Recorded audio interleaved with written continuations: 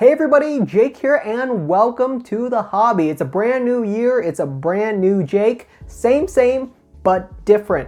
I have so much planned for my collection this year and I wanted to share those ideas with you guys. But at the same time, I wanted to ask you guys, what are your collecting goals for 2020? Leave me a comment, I would love to read about it. I'm one of those YouTubers that really does read through pretty much all of his comments and I reply as often as I truly can. I love 2021, but I'll be honest, I felt really handicapped in 2021. There were so many things in the hobby that I normally do, like grading, looking for good deals, and all kinds of other stuff that I just wasn't really able to do in 2021. 2021 was a fantastic year, but it was just not a normal year for me, and I'm really excited to get back into the hobby, like really get back into it. Finding good deals, grading Pokemon cards, and expanding my collection. So I'm going to be covering some of the areas that I'm pretty much done with in terms of my collection. I'm pretty much like ran dry when it comes to my interest in them, and other areas that I'm much more interested in.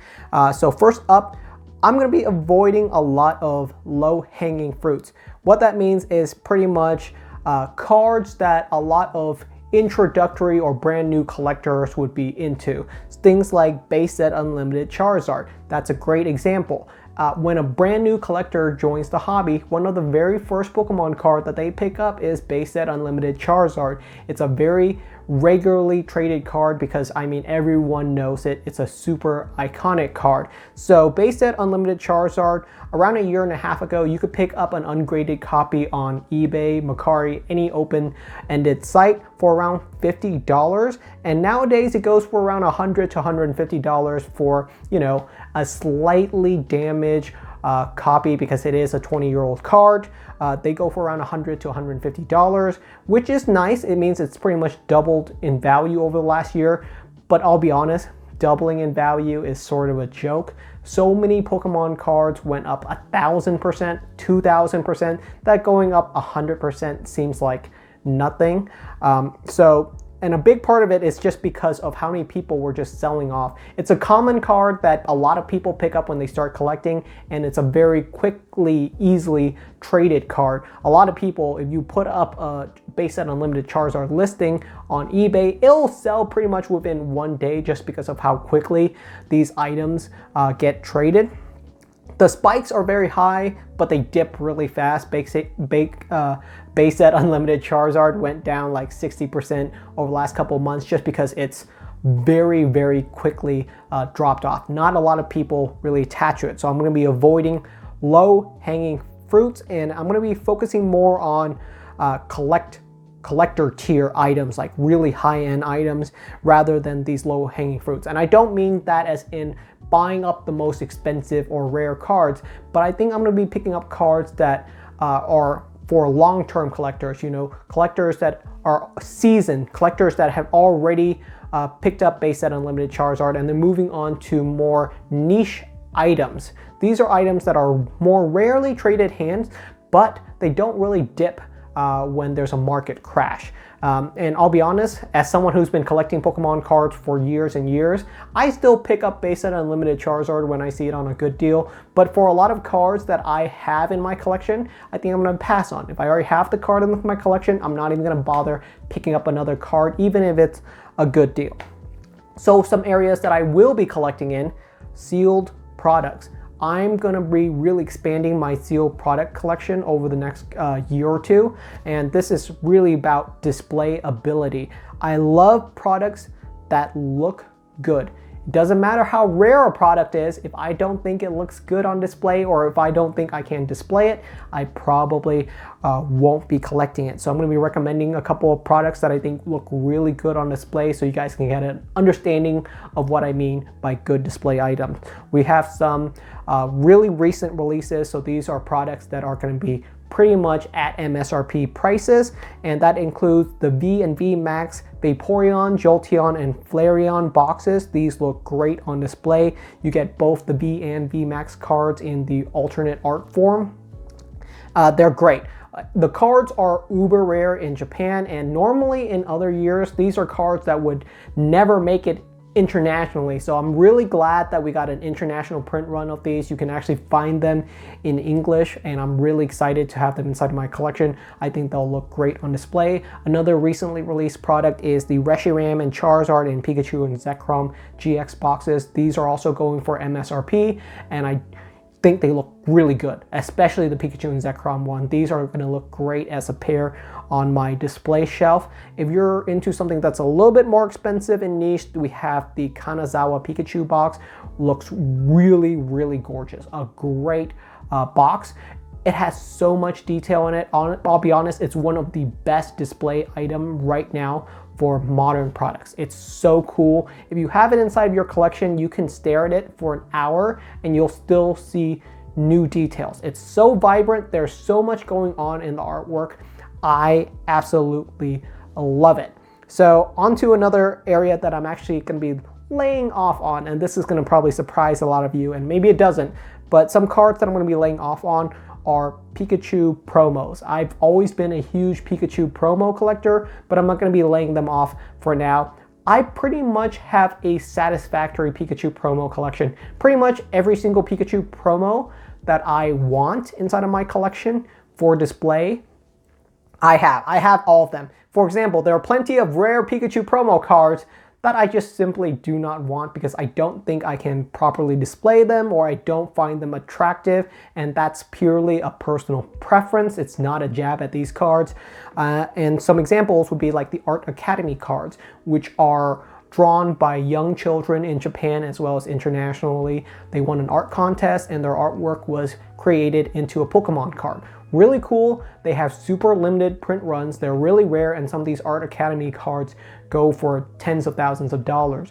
But I don't want them because I don't find them attractive. I don't think I can really display these cards. So those are some examples of rare cards that, even though they're rare and expensive and some people might find cool, because of my personal preference as a collector, I don't want them. So that's something that I really want to nail down, is who are you as a collector? You know, lots of people collect different stuff. I know people who collect only Snorlax cards. I know people who only collect Gyarados. Figure out what you want out of your collection, and you're going to be a lot happier when you're collecting rather than picking up everything that is cool. So I'm going to be laying off Pikachu promos for quite a while just because I have everything. There are other areas in the hobby that I want to start completing a collection of. So some other areas that I want to really dive into include full art trainer cards. I've really started accumulating a lot of full art trainer cards over the last year or so. I have around 30 or so full art trainer cards off at PSA being graded right now.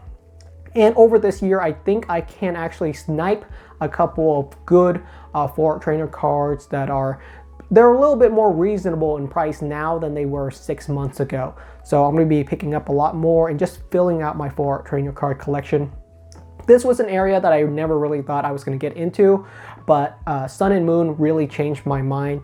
I mean, if you look at the original full art trainer cards from the XY sets, they're ugly. I'm just going to be honest with you. The XY full art trainer cards, I find them really ugly. There's a couple of ones that do look good, but for most, the XY era full art trainer cards are just not good, and that's just my personal opinion. I think the Sun and Moon full art trainer cards are really fantastic. They all look great on display, and that's what really matters to me.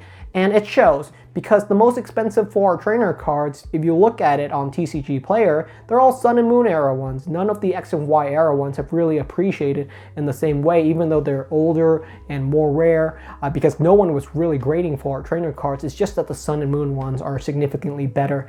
The Sword and Shield full art trainer cards are okay, but I don't think they're on the same level as the Sun and Moon one. Some other areas that I don't think I'm going to be digging into include Rainbow Rares.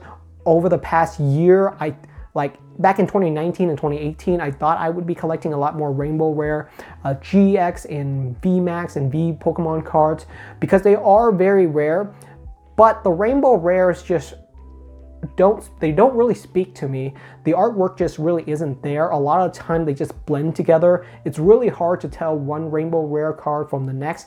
They look very samey, and I think the market is feeling the same direction, where something like a full art trainer card or the alternate art cards are significantly more desirable than these rainbow rare cards. So I'm going to be pushing off some of the rainbow rares. I'm probably going to be collecting some more alternate art cards, especially the ones that I think have really outstanding artwork, because that's where the market enjoys it.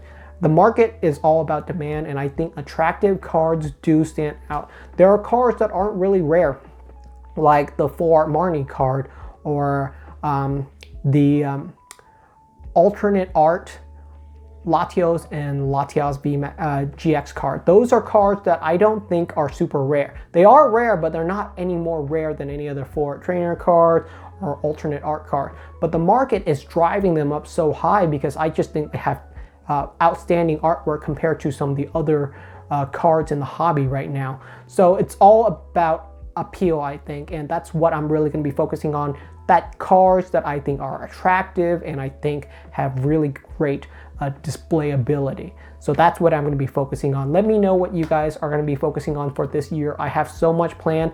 I'm going to be buying a lot more Pokemon cards this year. I sort of took a step back in 2021, didn't really collect much, didn't really spend much outside of some sealed products, modern stuff. I love 2021, but I think in 2022 I can really get back into focusing on the parts of the hobby that I love the most. I feel really reinvigorated, and I can't wait to continue pushing out content for you guys. So thank you so much for watching. It's been an absolute pleasure. I mean, you guys are the absolute best viewers I could ever ask for. It's been a blast. Thank you so much for watching. I'll see you guys next time.